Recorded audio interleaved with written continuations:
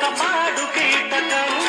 ఇదేరా అసలు కీలకం వ్యాపారం వ్యవహారం సంసారం శృంగారం అంగట్లో ముంగిట్లో అన్నిట్లో అసత్యమే ఇనుప కవచం నిజమంటే నిప్పే కాగా